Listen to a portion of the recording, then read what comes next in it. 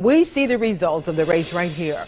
Carl Bourgeois Jr. will remain the mayor of Jeanerette. He brought in 60% of the votes compared to 40% of the vote going to Clarence Clark. Thank you from the bottom of my heart, and I promise to sincerely serve them in a public servant way, servant leadership, strictly servant leadership. We're going to get a lot of things done. The teamwork, I sincerely appreciate that they've given me the trust to go forward for another 4 years for them.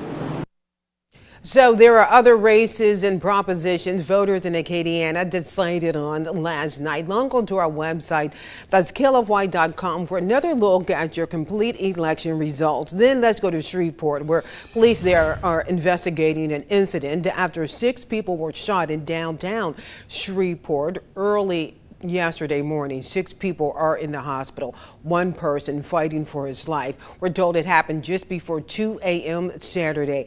Police say the victims are 3 men and 3 women. One man who lives nearby says he heard the whole thing from his apartment. I was about to fall asleep and I woke to the sound of pretty much continuous gunfire that went on for maybe 10 to 15 seconds. So rapid I couldn't tell hardly any break between the shots. And I could see people scattering, like hundreds of people screaming and scattering, people laying on the ground, obviously, that had been shot. It was like a war zone down here.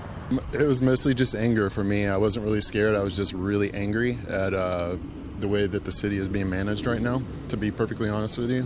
We have an epidemic of violence going on and something needs to be done about it. Yeah, other witnesses told police they saw a car pull up to the crowd. People got out and started shooting. Now, they say 1 possible suspect was arrested in another location. Then a Louisiana state representative is proposing an increase in punishment for people caught distributing fentanyl. News 10's Jasmine Dean spoke with the state rep about what this bill will mean if it passes.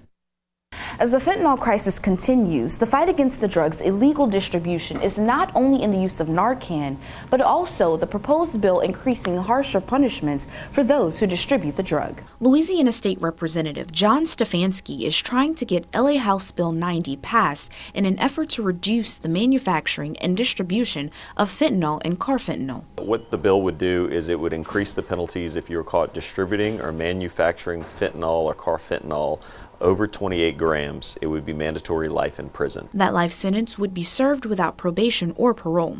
This is an increase from the current maximum of 40 years. It is tremendously dangerous, and so as policymakers, we look for ways to really eradicate this issue in Louisiana, and this is one of the things that I'm looking to do, which is drastically increase the penalty for over 28 grams. Stefanski says because of the drug's potency, he believes the proposed bill will make people less inclined to manufacture or distribute the drug. He says the punishment is severe, but so is fentanyl, and he wants people to know how dangerous it is.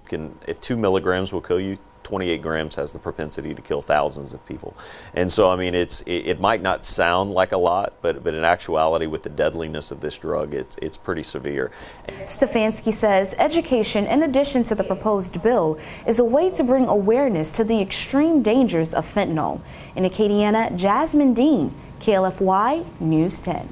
So fentanyl is a synthetic drug, 50 times stronger than heroin, 100 times stronger than morphine, and less than 1 gram can lead to death.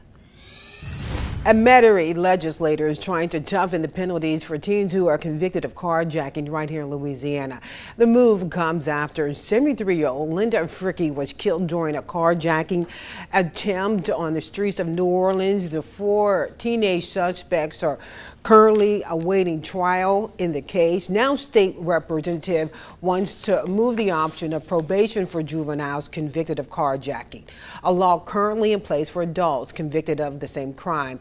She says in her district, the number of carjackings has risen over the years, and many of the suspects are in the 14 to 18 age range.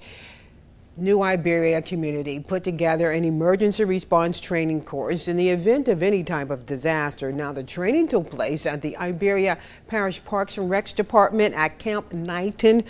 The course was taught by CERT, the Community Emergency Response Team. The team taught participants how to react to emergency scenarios like storms, train derailments, and more.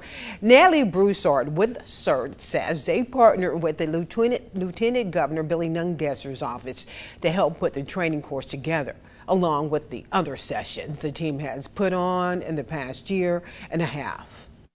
We are continuously having programs. I guess about maybe a year and a half ago, we joined forces with the Lieutenant Governor's office, Billy Nungesser, and Volunteers of Louisiana, and they have been assisting us with training, bringing trainers in. It's been a fabulous union between the two to be able to train our volunteers and get members of our community ready for disasters. Broussard says her team will be looking to have more emergency response trainings in the future to make sure the community can be prepared for any scenario.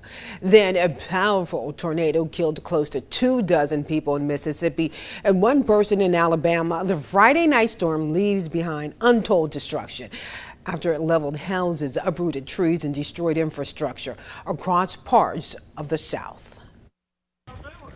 The devastating tornado brought death and destruction to a wide stretch of Mississippi and other parts of the Deep South. We lost everything, but we got our life. As the twister wiped out neighborhoods, the National Weather Service says it apparently remained on the ground for more than an hour.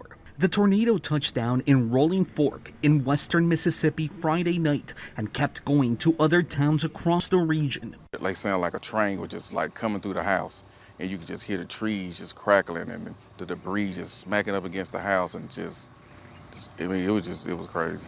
Now houses sit in ruins, toppled trees are all around, and flipped cars and even big trucks litter the landscape. Recovery efforts are still underway in Mississippi, while here in Silver City, residents are assessing the tornado's disastrous impact. Mississippi Governor Tate Reeves declared a state of emergency in all counties hit by the deadly weather. I had to dive in a tub to take cover. It was just scary. President Biden and the First Lady issued a statement saying they are praying for the loved ones of victims. The president also says he spoke to the FEMA administrator who has deployed emergency response resources and personnel to Mississippi. Cristian Benavides, CBS News, Silver City, Mississippi. And even as early as yesterday, tens of thousands of customers were without power in Mississippi, Alabama, and Tennessee. Trevor Sonye over in the Weather Center, coming in a bit foggy, moist, warm, all of that. Will that continue throughout the rest of this day?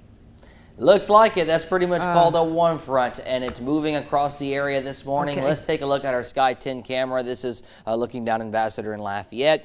And, of course, it is showing some of that patchy fog that has developed out there this morning. 72 in Lafayette, 71 in New Iberia, 69 in Opelousas, a 1 mile visibility in Lafayette. So that visibility continues to drop. 2.5 miles in Lake Charles, a 1/4 mile in DeRidder, 6 miles, still looking pretty good in New Iberia. Live Doppler 10, not much showing up in terms of rainfall. We could be seeing some sprinkles out there, but nothing of any significance. That's more likely across southwestern Mississippi for this morning. Notice severe thunderstorm watches and tornado watches in that area. Another day of severe weather across Dixie Alley, across central Louisiana, Mississippi, and Alabama. For us, I think most of that will be to our north, but we could see a few isolated storms out there later on this afternoon associated with this warm front passage. So temperatures rising through the 70s and getting into the lower 80s for this afternoon. Future track shows mostly cloudy skies. A few of these storms initializing across our area later on today, and then we get a break for tonight, but more cloud cover. Front moves right overhead for tomorrow, and that could serve as a surface trigger for that storm development, so we could see more storms out there for tomorrow. We're talking about probably 30-40% coverage. I actually think our highest rain chance this week will be Tuesday as that front makes its strongest push through the area. That severe weather threat for today, level 3 risk across central Louisiana, southern Mississippi, and Alabama. Notice a level 2 clipping our northern parishes, so we'll be watching closely for this afternoon, just in case we see a pop-up strong storm or two. Lower 80s on the thermometers, back into the upper 60s, lower 70s for tonight, and we're back into the 80s for tomorrow. So the warm weather will persist. South winds at about 8 to 16 miles per hour. And notice the wind field dies down for tomorrow. South winds here, north winds here, and that's a sign of a front that's pretty much right across I-10 for tomorrow. And that can be shown really well here on the atmospheric moisture product. The green is the moisture, the brown is the dry air, so it shows you where the front is. And it's right across Louisiana for tomorrow. Notice it does make a push towards Acadiana for Tuesday and then moves to our south for Wednesday and Thursday. And that could give us some temporary relief, although we do have to keep a few isolated showers in the forecast Wednesday and Thursday, as we'll have a few upper level impulses moving overhead as that front will remain in close proximity. Cooler potentially for Wednesday and Thursday morning as well. And then our next storm system will be arriving for Saturday. So 82 your high today, mostly cloudy, showers possible, south winds 8 to 16, rain chance of about 30%. 7-day forecast shows rain chances at about 40 to 50% for both tomorrow and also on Tuesday. Isolated rain chances Wednesday, Thursday, and Friday, with warm temperatures continuing all the way through the weekend. All right, we thank you for that, Trevor. And for more information on the stories you see this morning in Trevor's weather forecast, remember, you can log on to our website. That's KLFY.com. By the way, just want to let you know that News 10 is proud to sponsor this year's Second Harvest Banks Duck Derby. You can take part by buying your duck today. Ducks are only $5. The race will take place on April 15th. You can find all the details on the website. That's KLFY.com. Up ahead for you, Acadiana and Lafayette, we hear from the victim of a rental scam. The woman claims she was renting the home found from a landlord on Facebook Marketplace. That's up next. And more details on your 7-day forecast also coming up after the break. Watch